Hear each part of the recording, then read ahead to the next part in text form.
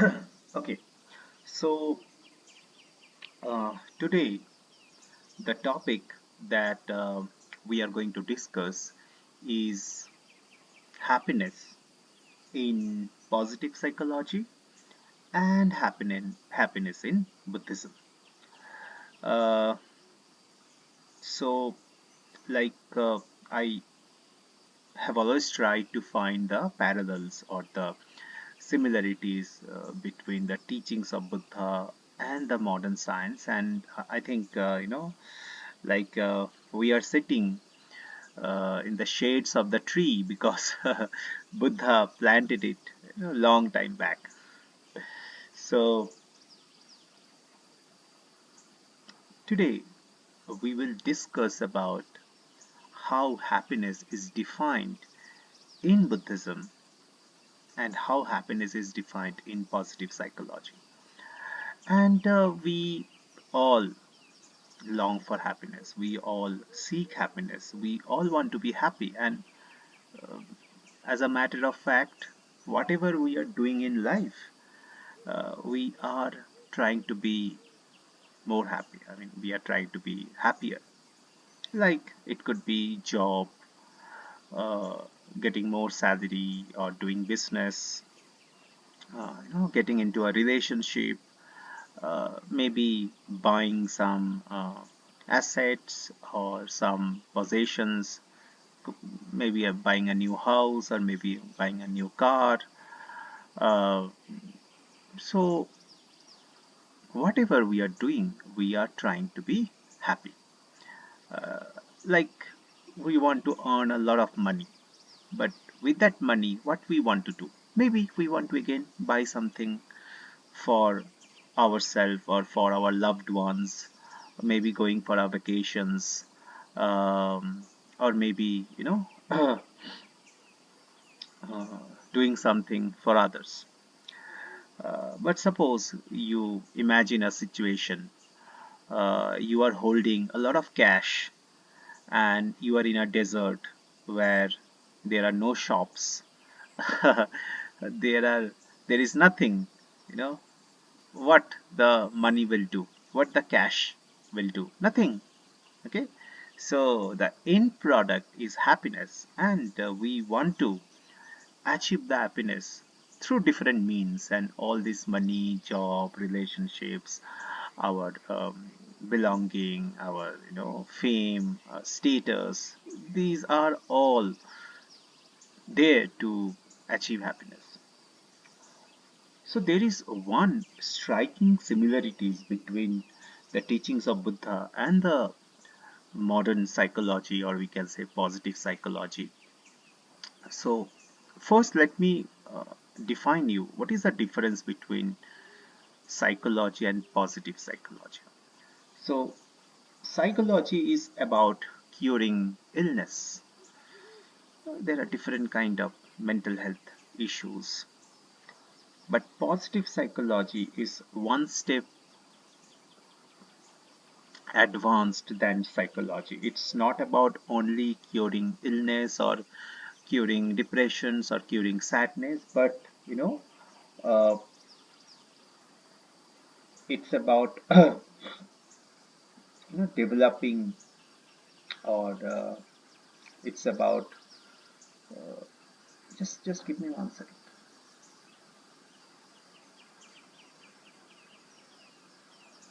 Yeah, sorry, I just got a message. So it's not only about curing sadness, but it's about building flourishing well-being lifestyle where we are not only curing some things, but we are becoming happier, we are becoming more productive, we are becoming more kinder, we are becoming more helpful to other people. And I don't know whether you have heard about this particular person. His name is Dr. Martin Seligman, and he's one of the pillar of positive psychology, one of the most renowned um, figure in positive psychology. I think many people say that is a father of positive psychology, or one of the main pillar of the positive psychology, and he actually created a model. You can go to Google later on, not right now, and you can check this model which he has created. This model was mainly developed by Dr. Martin Seligman, and this model is known as a PERMA model. So let me type it down. It's called PERMA model, where P stands for positive emotions, E stands for engagement, R stands for relationship, A stands for M stands for meaning, and A stands for accomplishments. By this model, what he try to portray is that to build a flourishing well-being and lifestyle, we need these five things in our life. Positive emotions, engagement, any kind of engagement. You know, Relationships, good friendships, maybe a spouse, maybe any kind of relationships, like good community. Like in Buddhism, it's called Sangha. You know, a community of similar minded people. Aim for meaning, and A stands for accomplishments. And the modern positive psychologists, they have added one more element here, and that is H. H stands for health, mental health and physical health. So we can talk about this model later on. It was just a small anecdote which you can think about later, or maybe you can do a little bit of research yourself about this PERMA model. But today we are mainly trying to find the similarities between the positive psychology and Buddhism. So both this positive psychology and Buddhism believe that happiness is not something which happens to us. Rather, they believe that it is a skill that we can cultivate in a everyday manner. So it is a skill that we can practice and improve over time. And they do not believe that it is something which happened to us, like it's a kind of victim mentality. Oh, something good happened to me, I was happy. Something bad happened to me, I was sad. Because both of these teachings talked about something internal, something intrinsic. Because the outside world will keep on changing. Someday mm, we will have a good day, someday we will have a bad day, and the external world will keep on changing. That is the nature of the external world. So we are going to talk about five main uh, concept of happiness, and how Buddhism sees, and how what positive psychology talk about this. So the first thing is about lasting peace versus pleasure, or fleeting pleasure. And in Buddhism there is a concept called sukha. Sukha. Sukha means a lasting state of well-being. And even in the hard time, we can have this mental state called sukha. Similarly, in positive psychology, they talk about two different conditions. One is hedonia. Sometimes we call hedonistic attitude or hedonism. What is hedonia? It's like indulging into some pleasure. Maybe having an ice cream or any kind of sensual pleasure. And there is another concept called eudaimonia. Eudaimonia. So eudaimonia is flourishing or thriving through meaning and virtue. And that could be anything. It could be volunteering for a noble cause, or donating something to people who need, some food or medicines, or like basically being a giver, you know, giving something. And we don't have to be very wealthy to be a giver. I mean, it's not necessary that you have to give money. So if you have knowledge about particular subject, maybe you can volunteer and you can share that knowledge with other people. Maybe if you have a little bit of money, then you can donate. Maybe you have some other skills that you can share and teach and educate about other people. So it's not only about money. And I mean, we don't have to be very wealthy to be a giver. So we can give many things which is in our capacity. uh, Another concept uh, which has similarities in the teachings of Buddha and the positive psychology, they always talk about internal source of happiness and not external.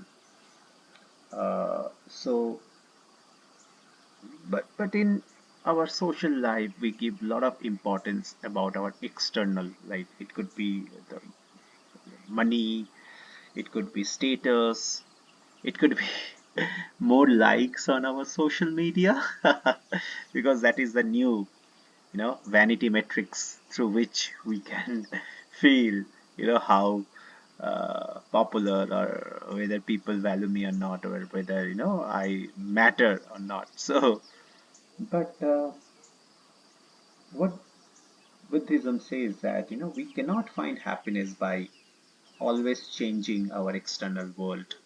And there is one concept called tanha in Buddhism that says that the craving, the endless desire create, or it is a kind of root of suffering, endless desire.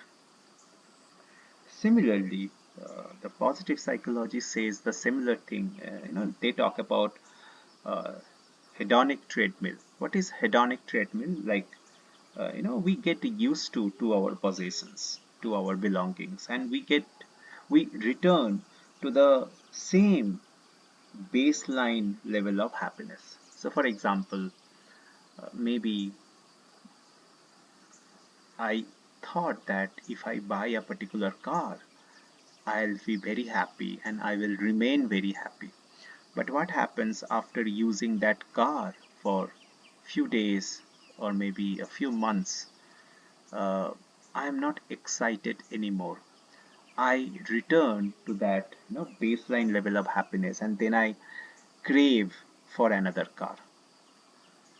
Then I crave for another house. Then I crave for another something better. But sometimes to aim for something better, we lose something which is already good in our life. So this is what positive psychology says, the hedonistic treadmill, and they say that we not chasing things endlessly and being content with what we already have, because having more does not make us happy for a long time, or having different things does not make us happy for a long time. Eventually we will return to the baseline level of happiness, and then we will crave for some other thing, and this thing goes on and on and on. And that is why it's called treadmill, hedonic treadmill. Uh, the next concept which is there in Buddhism, one of the main pillar of Buddhism, one of the eightfold path, and also in the positive psychology, and that is called mindfulness.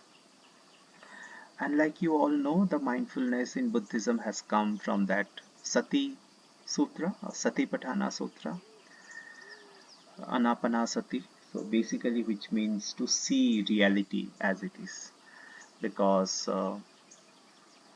in a world we are seeing through different kind of lens, we are seeing things through different kind of filters, and When we look at things, we ascribe our own emotions, and we ascribe our own feelings and our own judgment, our own preconceived notion. So we are not able to see the reality as it is.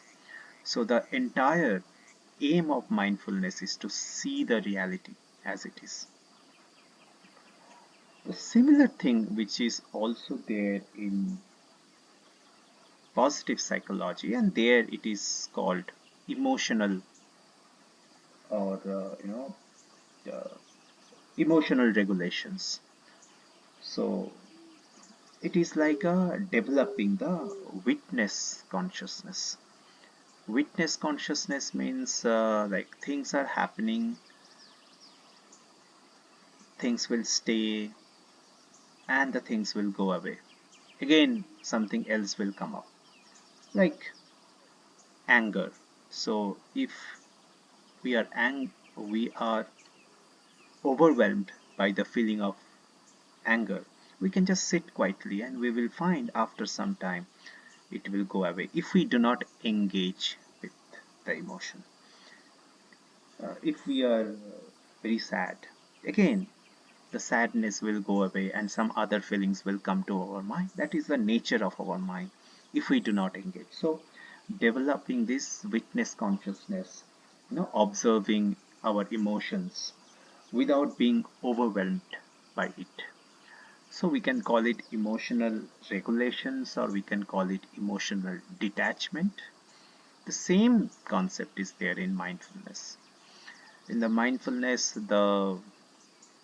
they have always given the metaphor that it's like a cloud, or different thoughts, different emotions is coming to our mind like a cloud.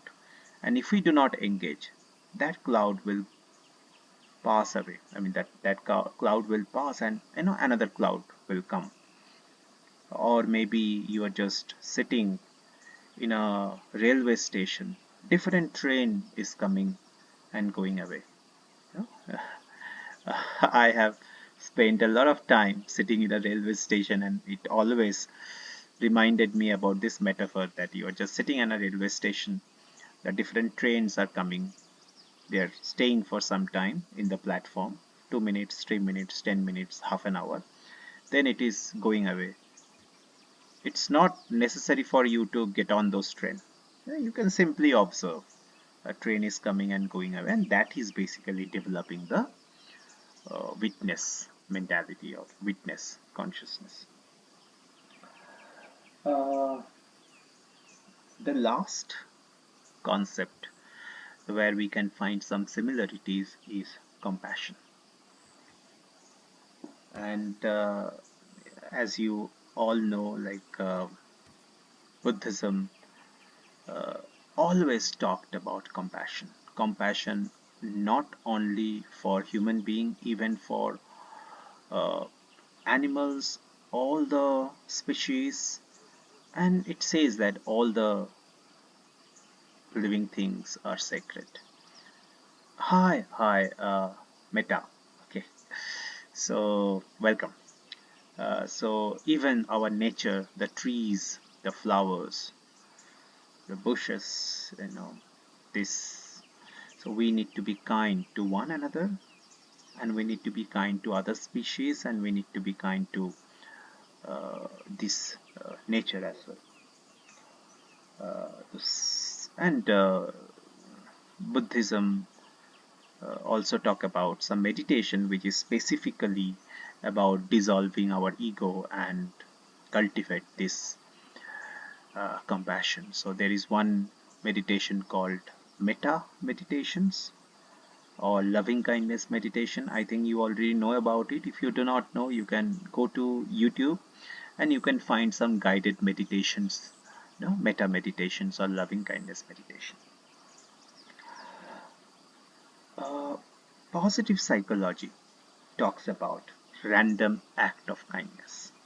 Okay, and there are many stories. Even I think I told you a story before about Martin Seligman, where he took his students He was a professor, and he took his students to a place where people were living on the street, and they distributed some food, some medicine, some clothings. And later, Martin Seligman uh, made those students fill up a questionnaire, and he asked how happy they were, and everyone said that 8 9 out of 10 or 10 out of 10 they were very happy because they found some meaning with that activity. So earlier he took them to a movie theater and they had some burgers. And later he took them to that slum area. And when they compared the result after 2 3 months, all the people forgot about which movie they saw or which burger they ate, but they clearly, vividly remembered about the experience when they went to that slum and helped those poor people. And they rated 9 out of 10 in terms of how happy they were. So, the positive psychology talked about the random act of kindness, and it could be anything like giving a compliment, thanking your friend or neighbor or your partner or your family member, helping someone. It could be any kind of, any random act of kindness. And biologically, when we practice this random act of kindness, it releases, oxytocin and dopamine, which are basically, happy hormones or feel good hormones. So when this hormone gets released, we feel good about ourselves, we feel good about others, we feel good about life. So that is another uh, area where positive psychology and Buddhism had some major similarities. So what we discussed that both of the teachings, one teaching is very old, we can say ancient wisdom, and one is modern, but both of them talk about one very important thing, that we need to change our internal uh, perspective. It's not external, because external things are always changing. Uh, our bank balance, our status in society, our health, maybe our relationships with other people, it is always changing. And if we cling to that external things for our happiness, then we will never be happy, because we are putting the key of happiness to someone else, and we give a conditions that if I get a salary hike, then only I'll be happy. If my partner, care me, or maybe pamper me, then only I'll be happy. If I go for a particular vacations, maybe a vacation, then I'll be happy. So when we keep on putting these external equations, then our happiness is disrupted. And Buddhism always talks about sukha, internal state, uh, a lasting state of well-being. It's not the external thing. And the positive psychology also points to the same particular concept. And that is why they give the concept of hedonia and eudaimonia. And even if we see that particular model, which was developed by Dr. Martin Seligman, the PERMA model. So here we will see, some similarities with Buddhism. Like, like there is another one more thing, like flow state. Um, the flow state. which is mentioned in positive psychology, is basically, when one is so absorbed in an activity. It could be a painting, it could be some kind of sports, it could be cooking, it could be anything. So when one is so absorbed in an activity that they lose the sense of time and self. Buddhism says the same thing, that our ego create a lot of issues, like the concept of I, me, mine. It creates most of our misery. So in the Parma model, this engagement is basically about this flow state. If you want to know more about flow, there is a book called Flow, which is written by a person called Mihail Csikszentmihalyi. You can read that book. They have, I mean, he had interviewed many sports person. He had interviewed people from different professions, and he talked about this state that when one is so absorbed in an activity that he or she, loses the sense of time and self. And they have said in that those interview that this highly happy state, they felt enormously happy, they felt at bliss when they attain this flow state. So he interviewed many sports person, media person, someone maybe a painter. So you can read that book. I have not read it fully, but I have read it halfway through the book. And so so engagement is basically losing the ego self.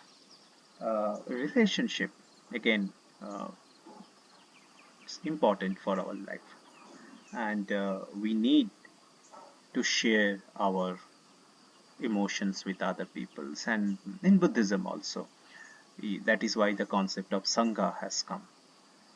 The meaning, we all need meaning in our life, why we are doing what we are doing.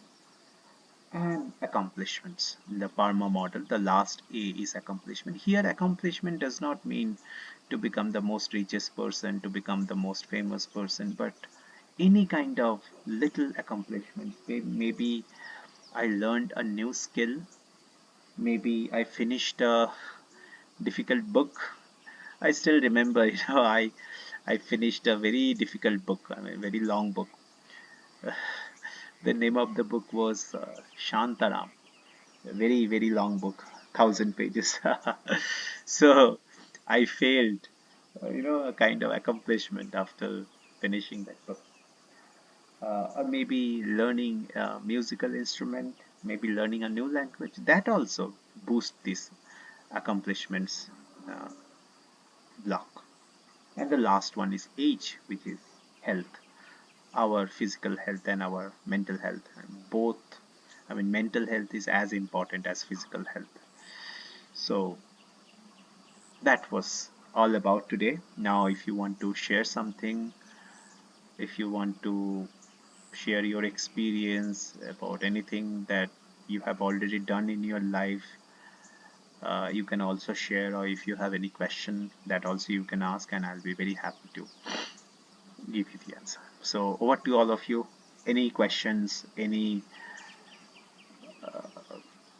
opinion, if you want to share anything, you feel free to do that. You can speak through voice, or you can type in the local chat.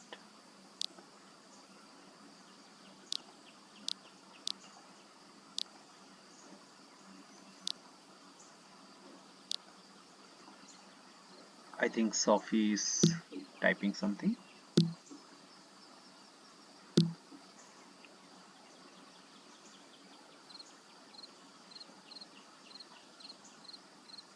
Yeah, yeah, Sophie, right.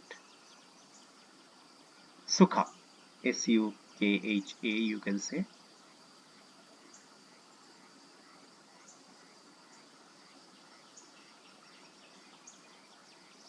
Yeah, opposite of dukkha, exactly. Opposite of dukkha. So it's a kind of lasting state of well-being, or you can say it's a state of happiness. a state of bliss. In Hindi or in Sanskrit, it's called Ananda. Ananda means happiness. So it's Ananda. By the way, Ananda was also, I think, one of the disciple of Buddha. Ah, ataraxia. Okay. Reminds me of ataraxia before Buddhism and still now ancient Greek Stoic philosophy was helpful for me. Eudaimonia and ataraxias overlap with Buddhist levels. Ah, okay. Eudaimonia is a Greek term often translated as flourishing or well-being. Yeah, right, right. I think the positive psychology took this term from this Greek. It represents a state of living that fulfills one's potentials and leads to a meaningful and purposeful life. Exactly. Ataraxia is a Greek term that refers to a state of serene calmness or tranquility characterized by an absence of disturbance. Ah, so today we not only compared it with the teachings of Buddha, even the ancient Greek, even the Stoic philosophy. So great, great. Thank you, Sophie. So we can see um, in many ancient culture, on many ancient civilizations, these teachings were there. Only we could not connect the dots. But right now, Sophie just shared, and I will remember it. Next time I discuss this topic, I will even give the example of these ancient Greek terms, eudaimonia and ataraxia. Yeah, thank you so much, Sophie. Yeah, yeah, okay, yeah, yeah, true, true, right. You never know which thing leads to another thing. So mysteriously, it all gets connected sometime. Thank you. Okay. Any other questions, or if you would like to share any experience? Otherwise, we will close the session. And I just wanted to thank you for coming today in the Saturday morning and spending the time with me. I hope no question is there, but if you have any questions, you can ask in the Discord, and I'm recording this session. I will later, I'll put it onto the YouTube channel. And thank you so much once again. Next Saturday we shall meet and we will learn something together. Okay, bye for now and have a wonderful week ahead. Yeah, you're most welcome. Bye, bye everyone. Bye. Namaste.